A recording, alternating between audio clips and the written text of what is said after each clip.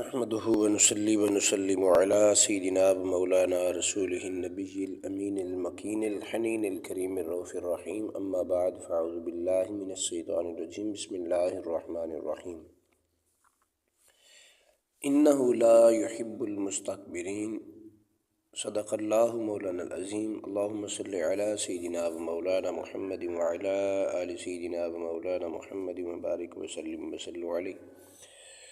جی ناظرین کرام، امید کرتا ہوں آپ خیر و عافیت سے ہوں گے اور دعا گو ہوں کہ مالک کی کائنات آپ سب کو ہمیشہ سلامت رکھے، ہر قسم کے جسمانی روحانی امراض سے ہمیشہ سلامت رہیں۔ مالک کی کائنات آپ کو دارین کی خوشیاں نصیب فرمائے، ہمیشہ آقا علیہ الصلوۃ والسلام کی بارگاہ میں درود و سلام کا نذرانہ پیش کرتے رہیں۔ احباب ذی وقار، ہمارا ٹاپک کل سے چل رہا ہے تکبر کے بارے میں، تو چند باتیں آپ کی آج گوش گزار کروں گا انشاءاللہ۔ اس سے پہلے کہ میں اپنے ٹاپک کی طرف آؤں، گزارش ہے کہ جن بھائیوں نے میرا چینل ابھی تک سبسکرائب نہیں کیا تو وہ چینل کو سبسکرائب کر لیں، ساتھ میں لگے بیل آئیکن کو ضرور پریس کریں تاکہ میری ہر آنے والی ویڈیو کا نوٹیفیکیشن آپ احباب کو مل سکے۔ اور جن احباب نے میرے چینل کو سبسکرائب کیا ہے میں ان کا دل سے شکریہ ادا کرتا ہوں۔ احباب ذی وقار، ہر ذی شعور، تھوڑا سا بھی شعور رکھنے والا شخص اس بات سے بخوبی اسے علم ہے، جانتا ہے، شعور رکھتا ہے اس بات کا، اس بری عادت کا کسی ذات میں ہونا یعنی تکبر کا ہونا نامناسب ہے اور ہر لحاظ سے نقصان اور محرومی کا باعث ہے۔ چند ایک نقصانات آپ کو آج میں بتاؤں گا۔ متکبر شخص نصیحت قبول کرنا چھوڑ دیتا ہے۔ نصیحت قبول کرنے کا مطلب سامنے والے کی فوقیت اور اپنی ذات میں کسی نہ کسی کوتاہی کو تسلیم کرنا ہے۔ حالانکہ متکبر کے لیے خود پر کسی کی فوقیت کو تسلیم کرنا اور اپنی ذات کو عیب دار تصور کرنا بے حد دشوار ہوتا ہے۔ اس کا مطلب یہ ہے کہ بندہ کوئی جو تکبر کرتا ہے، نصیحت دوسرے کی تب قبول کرے گا جب سب سے پہلے اپنی خامی قبول کرے گا کہ میرے اندر یہ خامی ہے۔ اس خامی پہ اگر کوئی اسے نصیحت کرتا ہے تو اس نصیحت پہ عمل کرے گا۔ تو جو متکبر ہوتا ہے وہ تو خود اپنے آپ کو بڑا سمجھتا ہے، اپنے آپ کو اعلیٰ سمجھتا ہے، اپنے آپ کو زیادہ سمجھدار سمجھتا ہے۔ تو جب اس کو نصیحت کی جاتی ہے تو بعض اوقات یہ بھی سننے کو ملتا ہے کہ تم کون ہوتے ہو مجھے ایسی بات سمجھانے والے، مجھے علم نہیں ہے اس بات کا۔ تو یہ چیز جو ہوتی ہے یہ متکبر کی ہوتی ہے۔ تو سب سے پہلے جو نقصان ہوتا ہے متکبر کا وہ یہ ہوتا ہے کہ وہ نصیحت قبول کرنا چھوڑ دیتا ہے۔ تو جب کسی کی نصیحت قبول نہیں کرتا تو اس وقت نتیجہ یہ نکلتا ہے کہ اس کے بے شمار نقصانات ہوتے ہیں۔ احباب ذی وقار، اس کی ذات عیوب اور نقوص کا مجموعہ بن جاتی ہے، بے شمار عیب اس کی زندگی میں آ جاتے ہیں، اس کی طبیعت میں آ جاتے ہیں، بالآخر بے شمار دینی اور دنیاوی نقصانات میں گرفتار ہونے کی بنا پر ہلاکت کا شکار ہو جاتا ہے۔ یہ تکبر عام لوگوں میں عموماً اور کسی بھی لحاظ سے شہرت پا جانے والے حضرات میں خصوصاً ملاحظہ کیا جا سکتا ہے۔ احباب ذی وقار، یہ جو شہرت ہے یہ انسان کو متکبر بنا دیتی ہے۔ جب بندے کو عروج ملتا ہے تو بندہ اپنی اوقات بھول جاتا ہے، اپنا بیک گراؤنڈ پیچھے بھول جاتا ہے کہ میں کون تھا، اگر مجھے آج شہرت مل گئی تو کیا ہوا۔ تو مطلب یہ ہے کہ انسان جب شہرت پاتا ہے تو یہ تکبر کر بیٹھتا ہے۔ جب شہرت اس کے علم کی وجہ سے ہو، جب شہرت اس کے کسی ہنر کی وجہ سے ہو، یا آج کل جو سوشل میڈیا کا دور ہے تو جو سوشل میڈیا پہ زیادہ شہرت پا گیا ہے وہ متکبر ہو گیا ہے، وہ عوام کے ساتھ سلام لینا ہی گوارا نہیں کرتا۔ آج ایک ایک یوٹیوبر جو ہے، اگر اس کو کوئی کہہ دے غریب یوٹیوبر کہ میری تھوڑی ہیلپ کر دو، تو وہ پہلے کہتا ہے کہ 1.5 لاکھ 2 لاکھ روپیہ میری خدمت کرو۔ میں تم لاکھوں انٹرنیٹ سے کما رہے ہو آلریڈی، اس کے باوجود اگر کسی غریب کے لیے تو 4-5 جملے بول دے گا کہ اس کے چینل کو سبسکرائب کر دیں یا اس کی ہیلپ کر دیں، تو آپ اتنی سی بات کرنے پہ اتنے پیسے اس سے مانگ رہے ہیں، تو یہ تکبر کی علامت ہے۔ تو مطلب یہ ہے کہ جب بندے کو شہرت ملتی ہے تو بندہ متکبر ہو جاتا ہے، تو جب متکبر ہوتا ہے تو پھر نقصانات، عیب اس کی زندگی میں جمع ہونا شروع ہو جاتے ہیں۔ تو جب یہ عیب اور نقصانات، اس کی غلطیاں، اس کی کوتاہیاں جب اس کی زندگی میں شامل ہوتی ہیں، تو یوں سمجھیں وہ اپنے آپ کو ہلاکت کی طرف لے کے جا رہا ہے۔ تو متکبر کا پہلا نقصان نصیحت قبول نہیں کرتا، تو اس پر یہ ہے کہ وہ دینی اور دنیاوی دونوں طرح کی نقصانات میں گرفتار ہو جاتا ہے۔ دوسرا جو اس کا نقصان ہے وہ ذرا سماعت فرمائیں۔ جو تکبر کرنے والا شخص ہوتا ہے، خود کو بے حد ذہین گمان کرتا ہے، لامحالہ کسی سے مشورہ لینا اپنی شان کے خلاف سمجھنا شروع کر دیتا ہے، کسی سے مشورہ نہیں لیتا۔ اب یقیناً انسان کتنا ہی ذہین کیوں نہ ہو، مختلف معاملات کے ہر مثبت و منفی پہلو پر نگاہ رکھنا ایک مشکل ترین عمل ہے۔ چنانچہ اس کے ساتھ بھی کچھ ایسا ہی معاملہ ہوتا ہے کہ ذاتی طور پر کیے ہوئے کچھ فیصلوں کے درست و متوقع نتیجے حاصل ہونے پر یہ سمجھ بیٹھتا ہے کہ آئندہ بھی ہر فیصلہ بالکل 100% درست اور نقصانات سے بالکل خالی نتیجہ فراہم کرے گا، لیکن بہت جلد ہی یہ خیال فقط ایک خواب ثابت ہوتا ہے۔ چنانچہ یہی حد سے بڑھی ہوئی خود اعتمادی فیصلے ایسے بھی کروا دیتی ہے کہ جس کے بعد سوائے ذلت اور رسوائی کے کچھ اور ہاتھ نہیں آتا۔ تو اس تکبر کی جھلک عموماً رہنما لیڈر حضرات میں زیادہ نظر آتی ہے۔ احباب ذی وقار، مطلب یہ ہے کہ جو رہنما ہوتے ہیں، جو لیڈر ہوتے ہیں، وہ ہمیشہ ایسی غلطی کرتے ہیں، جبکہ نصیحت حاصل کرنا، مشورہ لینا آقا علیہ الصلوۃ والسلام کی سنت مبارکہ ہے۔ تو یہ لیڈر، یہ جو حکمران ہوتے ہیں، یہ فقط حکمرانوں کو ہی نہ سمجھا جائے، بلکہ ہر گھر کا بڑا شخص جو ہے وہ اپنے گھر کا حکمران ہے، جو اپنے گھر کے اخراجات اٹھاتا ہے، جو اپنے گھر کے سارے معاملات کو دیکھتا ہے، جس نے اپنے گھر کا سب کچھ، راشن پانی، بچوں کی تعلیم، سب کچھ پورا کرنا ہے، وہ بھی حکمران ہوتا ہے۔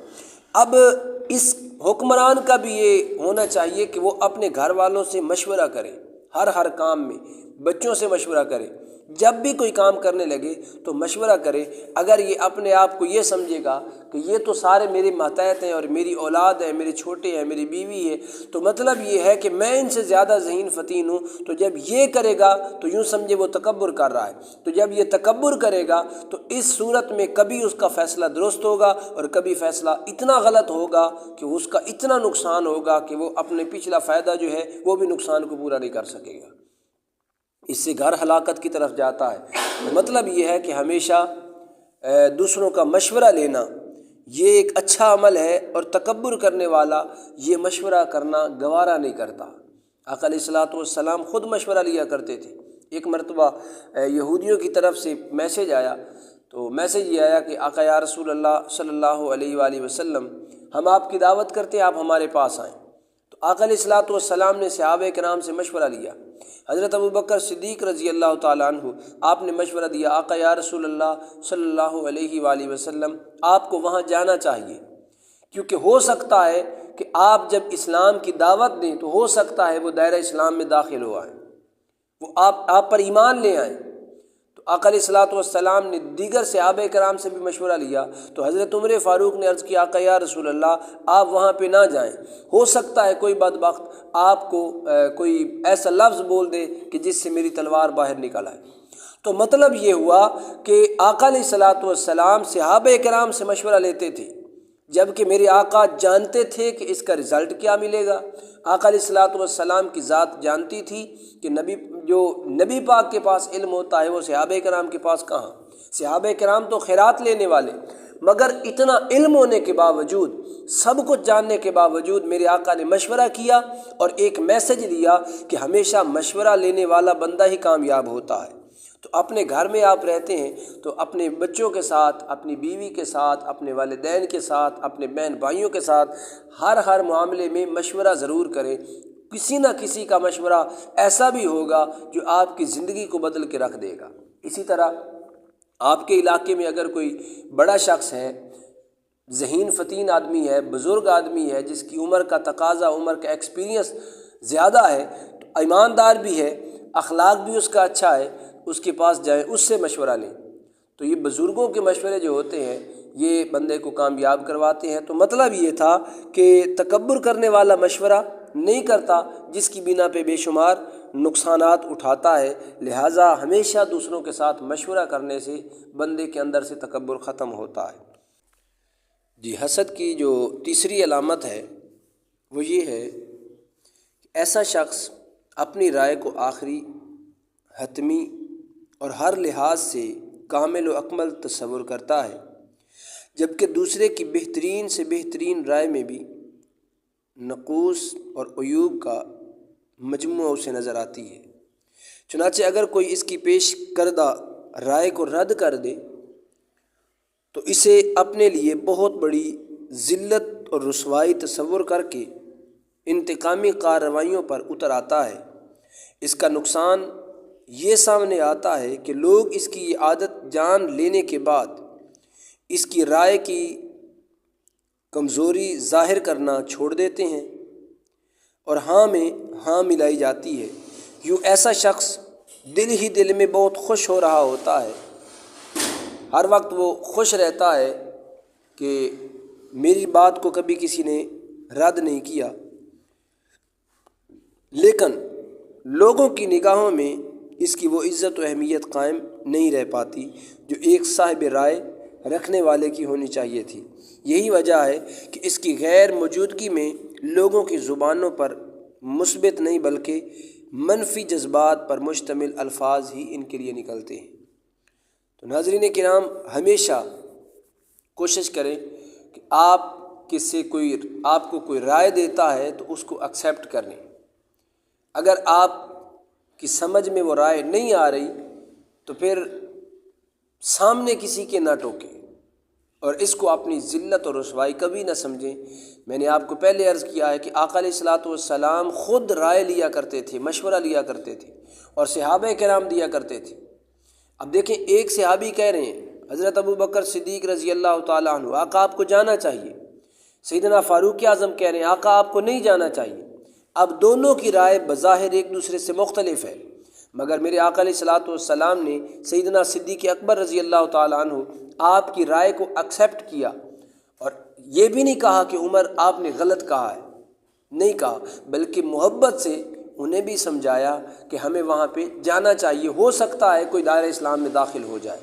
جبکہ حضرت عمر فاروق رضی اللہ تعالیٰ عنہ، آپ کی نیت مبارکہ بھی جو تھی وہ بھی بڑی اعلیٰ تھی کہ آقا آپ کی کوئی گستاخی نہ کر دے، آپ کی کوئی بے ادبی نہ کر دے، اور حضرت سیدنا صدیق اکبر رضی اللہ تعالیٰ عنہ آپ کی رائے بھی بہت اعلیٰ تھی کہ آقا آپ کو وہاں جانا چاہیے، ہو سکتا ہے کوئی اسلام قبول کر لے۔ تو مطلب یہ ہوا کہ جو متکبر ہوتا ہے وہ رائے لینا پسند نہیں کرتا، اگر کوئی دے بھی صحیح تو اس کو ریجیکٹ کر دیتا ہے اور اپنے مشورے، اپنی رائے، اپنے خیالات کو سب سے اعلیٰ سمجھتا ہے۔ ایسا نہیں کرنا چاہیے۔ لہٰذا اگر ہم ایسا کریں گے تو یقیناً ہم اپنے آپ کو ہلاکت کی طرف لے جائیں گے، اور یہ ہلاکت ہماری دنیا اور آخرت میں رسوائی کا سبب بنے گی۔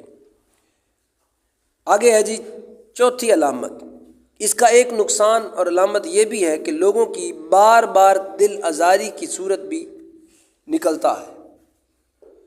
بار بار لوگوں کی دل آزاری کرنا، کیونکہ متکبر بات بات پر دوسروں کو جھڑکنے اور ڈانٹنے کی نامناسب عادت میں سختی سے مبتلا ہوتا ہے۔ وہ عام بات بھی کرتا ہے تو سخت لہجے میں، چنانچہ اس کے اطراف میں رہنے والے، چاہے اس کے ماتحت ہوں یا گھر والے، قلبی رنج کو بار بار وہ مبتلا ہوتے ہیں، رنج میں بار بار مبتلا ہوتے ہیں، اور یوں اس کے نامہ اعمال گناہوں سے لبریز ہوتا ہے۔ احباب ذی وقار، یہ بہت بڑا گناہ ہے کسی کی دل آزاری کرنا، کسی کا دل دکھانا، یہ بہت بڑا گناہ ہے۔ حضرت امی عائشہ صدیقہ رضی اللہ تعالی عنہ آقا علیہ الصلوۃ والسلام کی بارگاہ میں حاضر ہے، تو آقا علیہ الصلوۃ والسلام نے ارشاد فرمایا، عائشہ مانگو، کیا مانگتی ہو؟ عرض کرنے لگی، آقا یا رسول اللہ صلی اللہ علیہ وآلہ وسلم، اگر آپ اجازت دیں تو میں اپنے بابا جان سے نہ پوچھ لوں کہ میں حضور سے کیا مانگوں؟ تو نبی رحمت شفیع معظم تاجدار کائنات صلی اللہ علیہ وآلہ وسلم نے ارشاد فرمایا کہ ہاں عائشہ، تم جاؤ اپنے بابا جان سے پوچھ کے آؤ۔ تو وہ سیدنا صدیق اکبر کے پاس آئیں، عرض کیا، آقا علیہ الصلوۃ والسلام نے بابا جان مجھے یہ فرمایا ہے، تو میں حضور سے کیا مانگوں؟ تو آپ آگے فرمانے لگے کہ بیٹا حضور سے یہ بات پوچھیں کہ آقا علیہ الصلوۃ والسلام، آقا جی جب آپ معراج پہ گئے تھے تو اللہ رب العزت کے ساتھ ہم کلام ہوئے تھے، ہم کلام ہونے میں جو کوئی خاص بات ہوئی تھی جو آپ نے ابھی تک ہمیں نہیں بتائی، صحابہ کرام کو، امت کو نہیں بتائی، تو ان باتوں میں ایک بات بتا دیں۔ تو جلدی سے آئیں، آقا علیہ الصلوۃ والسلام سے پوچھا، آقا یا رسول اللہ صلی اللہ علیہ وآلہ وسلم ان خاص باتوں میں ایک بات بتا دیں۔ تو آقا علیہ الصلوۃ والسلام نے ارشاد فرمایا، عائشہ ان خاص باتوں میں ایک خاص بات یہ ہے کہ جو بندہ مومن کسی ٹوٹے ہوئے دل کو جوڑ دے گا وہ بغیر حساب و کتاب کی جنت میں داخل ہوگا۔ اس کے لاکھوں کروڑوں گناہوں کو نہیں دیکھا جائے گا، بلکہ اس کے گناہوں کو معاف کر کے اللہ رب العالمین اس کو جنت میں داخل فرما دے گا، جو دو ٹوٹے ہوئے دلوں کو جوڑے گا۔ دو ٹوٹے ہوئے دلوں کو جوڑنے والا یوں جنت میں جاتا ہے۔ تو آپ نے عرض کیا کہ آقا یا رسول اللہ اگر اجازت ہو تو میں اپنے بابا جان کو بتاؤں؟ سرکار نے فرمایا بتاؤ۔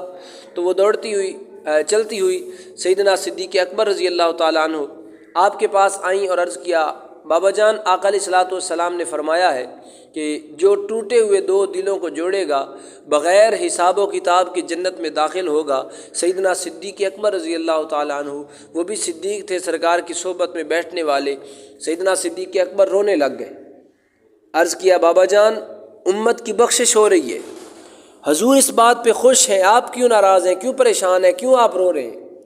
تو سیدنا صدیق اکبر رضی اللہ تعالیٰ عنہ آپ فرمانے لگے، بیٹا ہر بات کے دو رخ ہوتے ہیں، جس طرح امت بخشی جا رہی ہے مجھے ڈر اس بات کا ہے کہ جو جوڑے وہ تو جنت میں جائے بغیر و حساب و کتاب، اور مجھے ڈر اس بات کا ہے کہ جو توڑنے والا ہوگا وہ کہاں جائے گا۔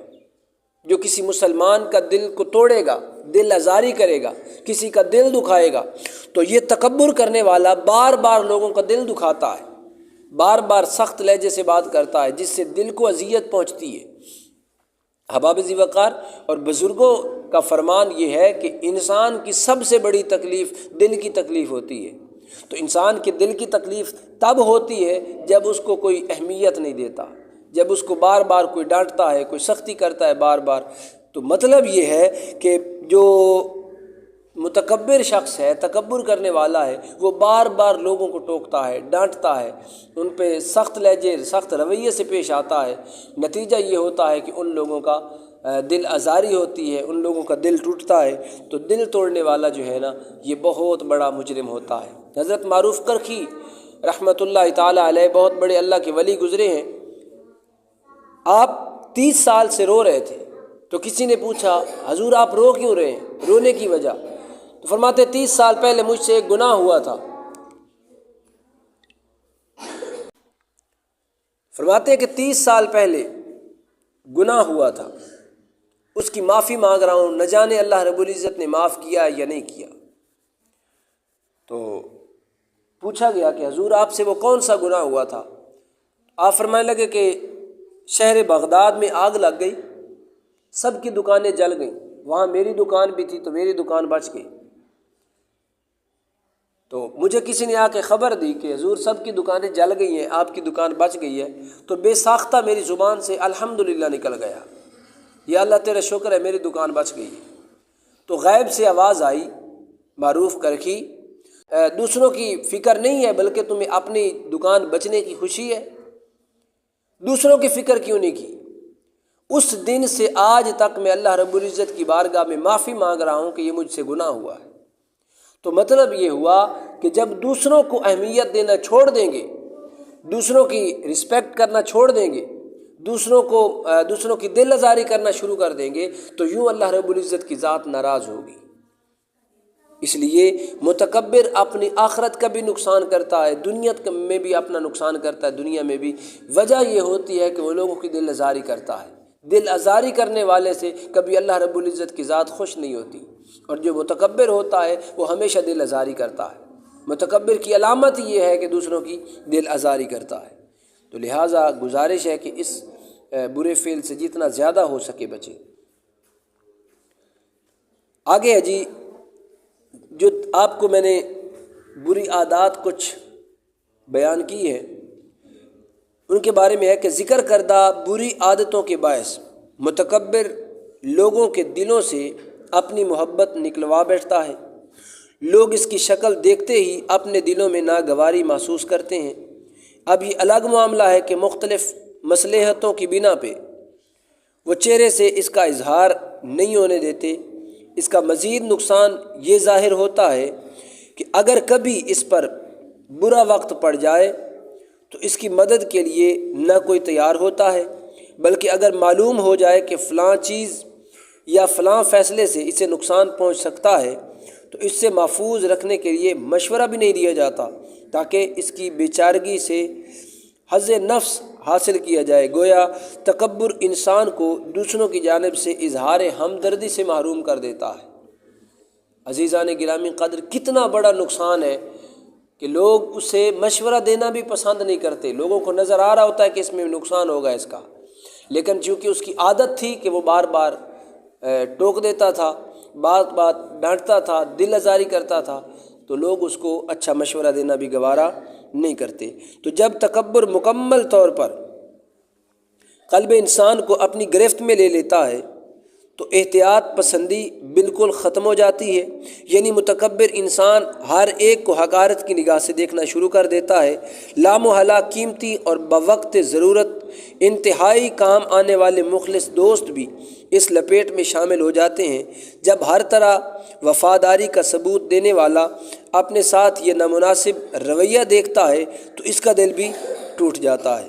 ظاہر ہے جو لوگوں کے دل توڑتا ہے تو یقیناً اس کا دل بھی ٹوٹتا ہے۔ ایک وقت آتا ہے جب اسے لوگوں کی ضرورت ہوتی ہے مگر لوگ اس کے قریب آنا پسند نہیں کرتے۔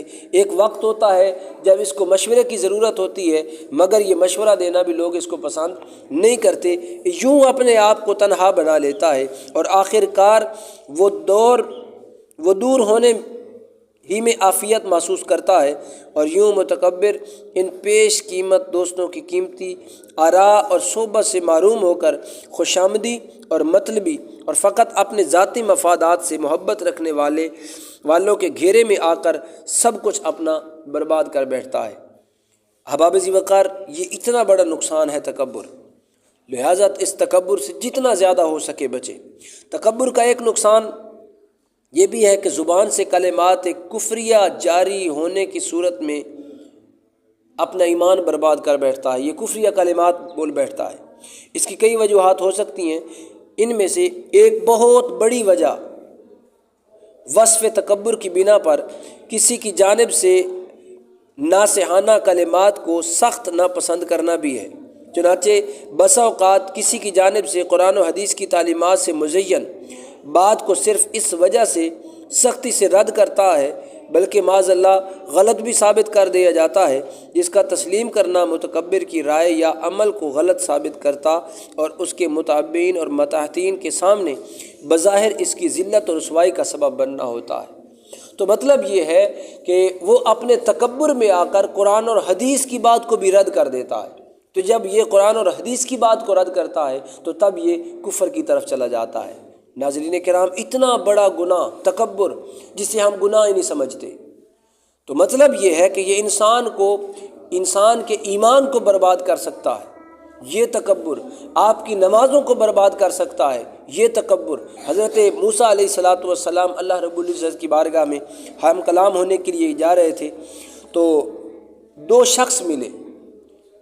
ایک پہلے شخص ملا، وہ لکڑیاں کاٹ رہا تھا، عرض کرنے لگا حضور آپ اللہ رب العزت کی بارگاہ میں جا رہے ہیں تو اللہ رب العالمین کی بارگاہ میں پوچھنا کہ میرا ٹھکانہ جہنم میں ہے یا جنت میں ہے۔ اور تھوڑا آگے گزرے تو آگے ایک عبادت گزار بیٹھا تھا، اس عبادت گزار نے بھی یہی سوال کیا کہ اللہ رب العزت کی بارگاہ میں پوچھنا کہ ہماری کس جگہ پہ جگہ ہے۔ اللہ رب العالمین کی بارگاہ میں جب ہم کلام ہوئے تو پوچھا، موسیٰ علیہ السلام کو اللہ رب العزت نے ارشاد فرمایا، پیارے موسیٰ، وہ جو عبادت گزار تھا وہ میرا بڑا پیارا بندہ ہے، اس نے میری بڑی عبادت کی ہے، لہٰذا وہ جنتی ہے۔ جو لکڑیاں کاٹ رہا تھا وہ جہنمی ہے۔ جب جنتی کو آ کے خبر دی تو اس اللہ کے بندے نے ایک ایسا جملہ بولا جس جملے کی بنا پہ اس کی ساری عبادت کو رد کر دیا گیا۔ اب موسیٰ علیہ السلام نے فرمایا کہ اے اللہ کے پیارے بندے، اللہ رب العالمین نے آپ کے لیے جنت میں جگہ رکھی ہے کیونکہ آپ بڑے عبادت گزار ہیں، آپ بڑے نیک و صالح ہیں۔ اس بندے کے منہ سے نکلا کہ اللہ رب العالمین جنت مجھے کیوں نہ عطا فرماتا، مجھے کئی سال ہو گئے ہیں اس کی عبادت کرتے ہوئے۔ چلتے چلتے لکڑہارے کے پاس پہنچے، وہ اسی طرح لکڑیاں کاٹ رہا تھا تو کہتا ہے، حضور آپ نے پوچھا تھا کہ اللہ رب العالمین نے میرے لیے جگہ کہاں رکھی ہے؟ تو موسیٰ علیہ السلام فرمانے لگے، بے اللہ کے بندے تو اللہ کی بارگاہ میں معافی مانگ رو، کیونکہ تیرا ٹھکانہ جہنم میں ہے، تیرے گناہ کچھ ایسے ہیں جن کے سبب تو جہنم میں جا رہا ہے۔ تو اللہ رب العالمین کی اس فرمان کو سنتے ہی وہ بندہ درخت کے اوپر بیٹھا تھا، اوپر سے چھلانگ لگا دی اور خوشی سے ناچنے لگ گیا، رقص کرنے لگ گیا۔ تو موسیٰ علیہ السلام فرمانے لگے، اللہ کے بندے تمہیں تو رونا چاہیے، تم خوشی منا رہے ہو۔ تو اس وقت وہ بندہ کہنے لگا کہ یا موسیٰ، آپ اللہ کے پیغمبر ہیں، ہم تو گناہ گار بندے ہیں، مگر کیا یہ ہمارے لیے اتنا بڑا اعزاز نہیں ہے کہ وہ خالق ہو کر اس نے اپنی بارگاہ میں میرے لیے کوئی جگہ تو رکھی ہے؟ میرے اعمال تو جہنم کے قابل بھی نہیں تھے، مگر اس مالک نے، جہنم بھی تو اسی کی مخلوق ہے، تو اس نے اپنی مخلوق میں مجھے رکھنا پسند تو کیا ہے۔ جب دوسرے دن ملاقات کے لیے موسیٰ علیہ السلام گئے، اللہ رب العالمین نے ارشاد فرمایا، میرے موسیٰ میں نے قانون بدل دیا ہے، آج میں نے اپنا فیصلہ بدل دیا ہے۔ میرا فیصلہ یہ تھا عبادت گزار جنتی ہے، مگر اس نے تکبر کیا ہے اپنی عبادت پہ۔ پیارے موسیٰ جا اس کو سنا دے، تیری ساری عمر کی عبادت رد ہو گئی ہے، تو جہنم میں جائے گا۔ اور لکڑہارا جو مجھ سے اتنی محبت کرتا ہے، اس کو جا کے خوشخبری سنا دے کہ تو جنت میں جائے گا۔ تو ناظرین کرام، مطلب یہ ہے کہ ہمیشہ اللہ رب العزت کی بارگاہ میں محبت پیش کی جائے، اپنی عقیدت پیش کی جائے، جبکہ دوسری طرف غرور اور تکبر نہ کیا جائے۔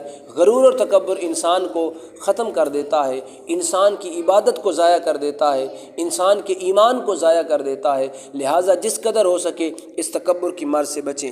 اللہ رب العزت ہم سب کو اس تکبر سے محفوظ فرمائے۔ اللہ رب العالمین آقا علیہ السلام کی ساری امت پہ خصوصی رحم و کرم فرمائے۔ ناظرین کرام، پہلے کی طرح امید کروں گا کہ آج کی یہ ویڈیو آپ کو پسند آئے گی۔ احباب ذی وقار، ویڈیو پسند آئے تو برائے مہربانی ویڈیو کو لائک کر دیں، اگر آپ چینل پہ نئے ہیں تو چینل کو سبسکرائب کر دیں، ساتھ میں لگے بیل آئیکن کو ضرور پریس کریں تاکہ ہر آنے والی ویڈیو کا نوٹیفیکیشن آپ احباب کو بآسانی مل سکے۔ درود پاک ذرا سماعت فرمائیں، جس سے بندہ ہر جسمانی روحانی امراض سے محفوظ رہتا ہے۔